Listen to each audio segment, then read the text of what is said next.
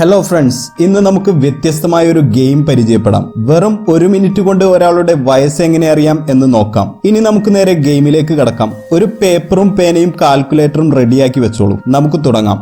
Number 1, 1നും 9നും ഇടയിലുള്ള ഏതെങ്കിലും ഒരു സംഖ്യ സെലക്ട് ചെയ്യുക. നിങ്ങളുടെ ഫേവറേറ്റ് നമ്പർ തന്നെ സെലക്ട് ചെയ്തോളൂ.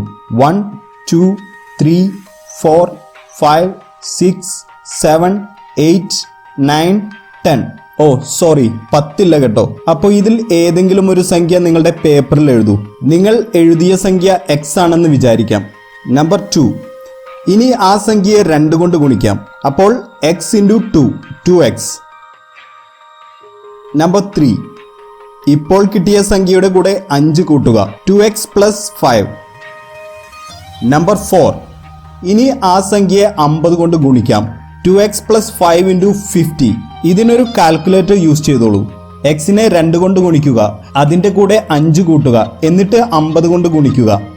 നമ്പർ 5, ഇനി ഈ വർഷത്തെ നിങ്ങളുടെ ബർത്ത്ഡേ കഴിഞ്ഞെങ്കിൽ ഇപ്പോൾ കിട്ടിയ സംഖ്യയുടെ കൂടെ 1769 കൂട്ടുക.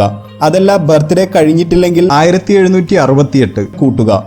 നമ്പർ 6, കണക്കൊന്നും തെറ്റിയിട്ടില്ലെങ്കിൽ ഇപ്പോൾ നിങ്ങൾക്കൊരു 4 അക്ക സംഖ്യ ലഭിച്ചിട്ടുണ്ടാകും. എന്തെങ്കിലും തെറ്റുണ്ടെങ്കിൽ കണക്കുകൾ ഒന്നുകൂടി കൂട്ടി നോക്കുക. ഇനി ആ കിട്ടിയ സംഖ്യയിൽ നിന്നും നിങ്ങളുടെ ജനിച്ച വർഷം കുറയ്ക്കുക. അപ്പോൾ നിങ്ങൾക്ക് ഒരു 3 അക്ക സംഖ്യ ലഭിക്കും.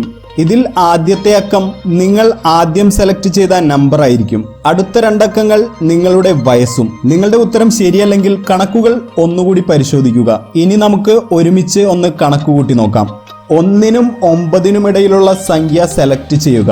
എൻ്റെ ഫേവറേറ്റ് നമ്പർ 5 ആണ്, അതുകൊണ്ട് ഞാൻ 5 എഴുതുന്നു. 5നെ 2 കൊണ്ട് ഗുണിക്കാം. 5 × 2 10. അതിൻ്റെ കൂടെ 5 കൂട്ടാം. 10 + 5 15. ഇനി ആ ഉത്തരത്തെ 50 കൊണ്ട് ഗുണിക്കാം. 15 × 50 750. ഈ വർഷത്തെ എൻ്റെ ബർത്ത്ഡേ കഴിഞ്ഞിട്ടില്ല, അതുകൊണ്ട് അവസാനം ലഭിച്ച സംഖ്യയുടെ കൂടെ 1768 എന്ന സംഖ്യ കൂട്ടാം. 750 + 1768 2518. ഇനി ജനിച്ച വർഷം അതിൽ നിന്നും കുറയ്ക്കാം. 2518 - 1986 532. 5 ഞാൻ ആദ്യം സെലക്ട് ചെയ്ത നമ്പറാണ്. പിന്നെ 32 എൻ്റെ വയസ്സും. ഉത്തരങ്ങൾ ശരിയാണോ എന്ന് കമന്റ് ബോക്സിൽ രേഖപ്പെടുത്തുക. കൂടുതൽ രസകരമായ കണക്കുകൾക്ക് ഞങ്ങളുടെ ചാനൽ സബ്സ്ക്രൈബ് ചെയ്യുക. ബെൽ ഐക്കൺ ക്ലിക്ക് ചെയ്യാൻ മറക്കരുത്. വീഡിയോ ഇഷ്ടമായെങ്കിൽ ലൈക്ക് ബട്ടൺ അമർത്തുക.